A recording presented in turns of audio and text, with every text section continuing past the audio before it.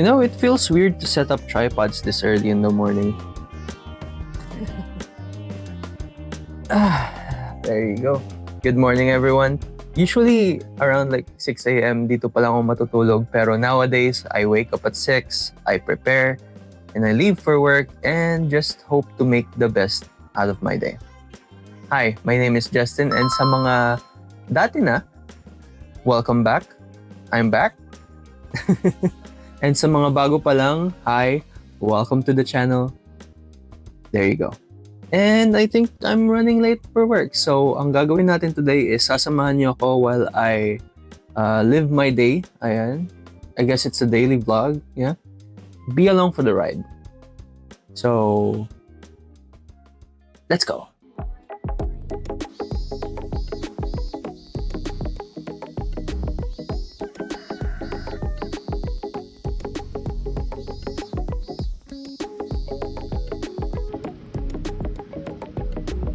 So the time is 7:36 a.m. Ayan, on the way na tayo papuntang work. May slight problem nga lang. Ginagawa nila yung bridge at the moment, so closed off nila yung road, hindi tayo makakadaan. So we had to walk from bridge to work. That's okay. Okay, alright. So we just got here. We're here right now in my office. We just arrived. And our plan today is to make layouts. Madaming layouts. It's for our new arrival products as well as yung mga ipopost ko online ng mga products. And andito siya.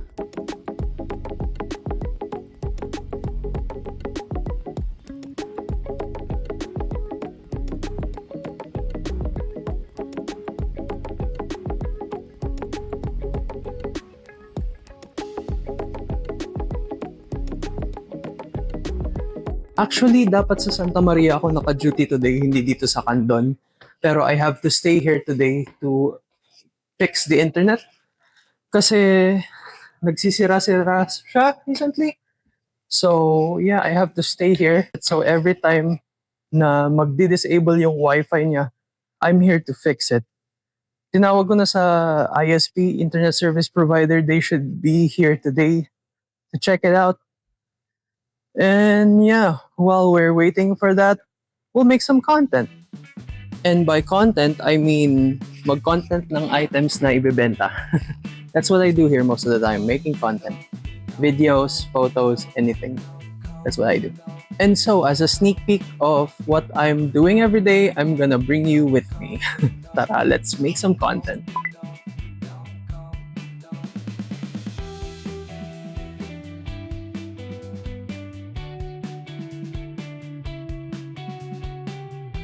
So, the way I make content for Worker is usually two things. Number one, I just feature the item in its entirety. Just focus on the item, maybe add a background narration, that's fine. Nag-on-screen talent din tayo minsan, ayan. So, usually ginagawa ko pag on-screen ako, ninanarrate ko yung mga good things about the furniture, as well as yung mga qualities niya, good things. Ayun, just trying to help out the customers to get the best deal for them. So now I'm done recording and I will go downstairs and edit it na while waiting for the IT guy to arrive yung galing sa ISP. Yeah.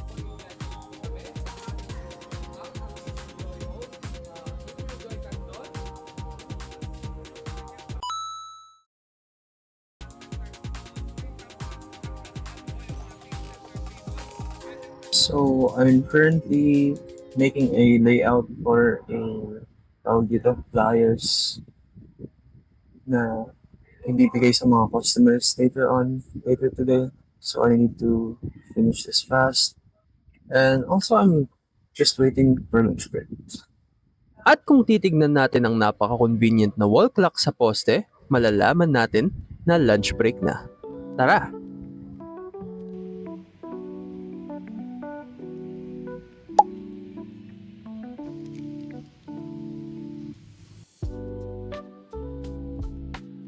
Lunchtime. Let's go eat lunch.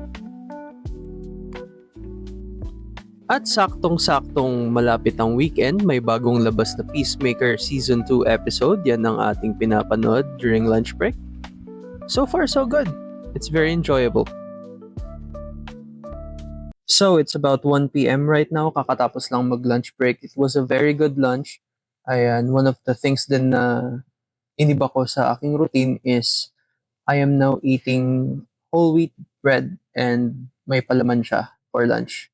Usually, it's all rice at tanghali. I'm trying to cut down on carbs. So I switched from rice to eating whole wheat bread every day going to work.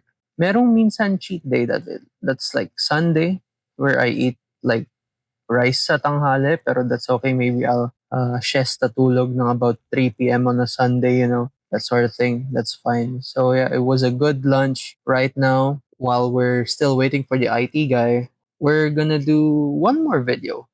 We're gonna shoot one more video today. That's for the advertisement for another item, preferably like a couch or something. So napakasulit talaga ng sala set na ito. At kung gusto mong iuwi ito mga ka-AJ, aba, message us today. Shop na! Bukod pa dyan, hindi ko makakalimutan na sabihin sa inyo na meron siyang free pillows. Alright, second video complete. Ayan. All we have to do is go downstairs again and edit it. And publish it. Yeah, publish it today, of course. And let's go. Oh, by the way, if you have questions, I can answer them. What's that? You have one? Okay, that's it. Oh yeah, good question. I actually, to be honest, probably the best answer I could give is life just happened. It's not that because I'm not passionate or good at video game content. It's like that's not even the main. I don't know. That's not the main idea of me making it in the first place. It's just that I enjoy making them. Pero life just happened, and less gaming time, more focused on just living. So that I couldn't balance both things at once. So I had to let go for a while. Yung mga gaming content, ganun. I miss it. I miss doing it. Pero right now, I'm really focused on right now and into the future. That's the best answer I could give, actually. Yes, I'm still playing video games minsan. Pero, yeah, minsan. Hindi kadalasan na. It's just that, there's, I think Mark Zuckerberg said this when he said, kulang yung 24 hours in a day to do everything or something like that. Correct me if I'm wrong in the comment section below. Pero yeah, he's right. I think kulang talaga yung 24 hours sa isang araw to do everything. And there's so much stuff I wanted to do, including finally, nag-start na ako mag-vlog ulit. Yeah, there's so much I want to do. There's no time for it. You're still gonna have like a healthy sleep, enough hours of sleep. You still have to eat good food as well. Necessary yan, vital yan. But yeah, I'm getting way out of the question. Yes, I still do play video games. Pero minsanan na lang. That's like Valorant, one game only. Actually, funny story. Hindi ako nakapaglaro ng Valorant in like, I don't know, what is it? 6 months or something kasi the motherboard of my computer broke. And I think it's shorted, it's way too old or something. So I had to get a new one recently. I had to also refresh my power supply unit. I assembled it again, basically. So now it's working. I'm able to play Valorant again, pero not all the time, not every day. Just a tiny bit gaming. And I think that's enough for the questions today. Let's go back downstairs. Ayun, Wi-Fi update. It's 3 p.m. na. Ayan, 3 p.m. na. Kakalabas lang ni Kuya IT guy. Sabi niya, okay naman daw yung internet. Ayan, okay na siya. Ang ginawa niya lang is, I think, nireset yung modem. Pero like yung admin settings niya or whatever. Hindi daw nila pa pwedeng palitan yung modem. And not until talagang sira-sira na yung internals or sunog yung loob or anything.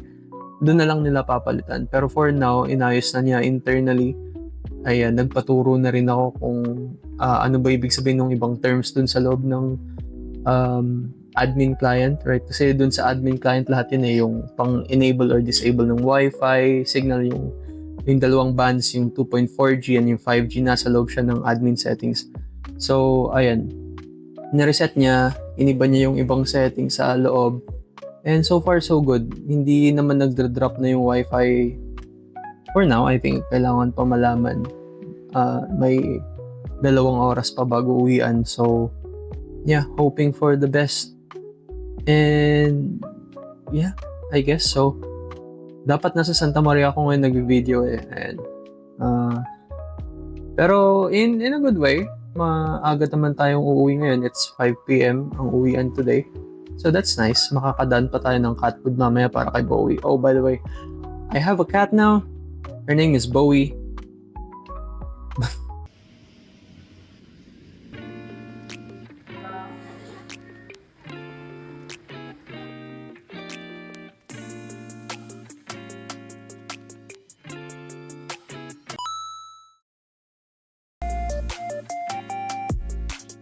Basically going home now. But before that, pick up the cat food.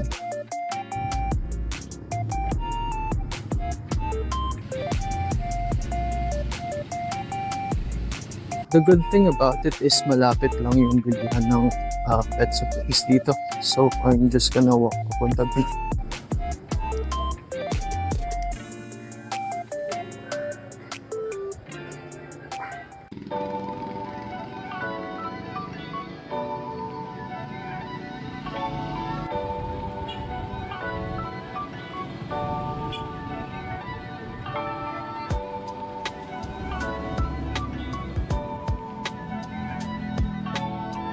At bago tayo makarating sa bahay, dadaan muna tayo ng food natin at kandila kasi may paparating na bagyo. So kailangan natin ng instant food at kandila just in case mawalan tayo ng kuryente later on.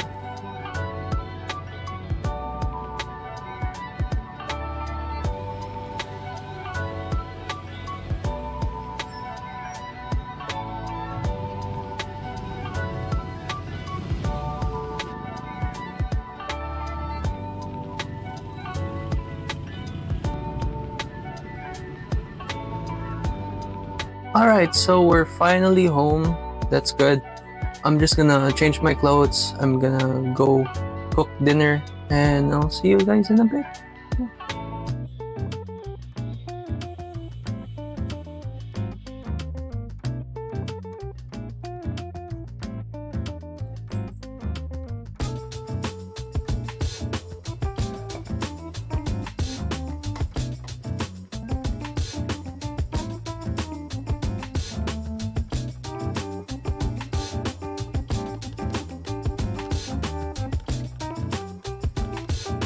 So you might be thinking, why did I start uploading again? Well, it's for them. Gusto kong gumawa ng napakalaking time capsule filled with memories so that one day, me and my family can watch it. No matter how big or small man yung event na yan, I want to capture it on film. Birthdays, travel, problems, if appropriate, if I can take a video of it and edit it and save it for memories, that's fine. That's great. One would say mauubusan ako ng hard drive kaya mag-upload na lang ako ng videos online. No. I want to highlight the best and the worst. Best of the worst? Shout out Red Letter Media. So ayun, imbakan siya ng memories. Oh well, then who knows if I wanna include gaming videos on this channel again. Pwede naman. The door's always open, I guess. But that is the heart of me coming back to YouTube. So that I can store memories for my family for later. So yeah, that's the transition from gaming content to more vlogs. Maybe in the future, family vlogs, who knows?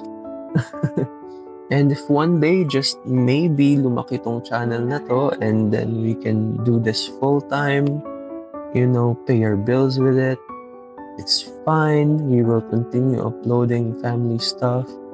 Of course, it's gonna be genuine pa rin kahit papano. So So yeah, whether it's with income or no income here, I would still be happy uploading videos so I can store memories. That's the goal. Ayan, sa mga makakanood nito, I'm very, very thankful for you checking out this channel and being a part of this journey. See you guys on the next upload, I guess. Bye.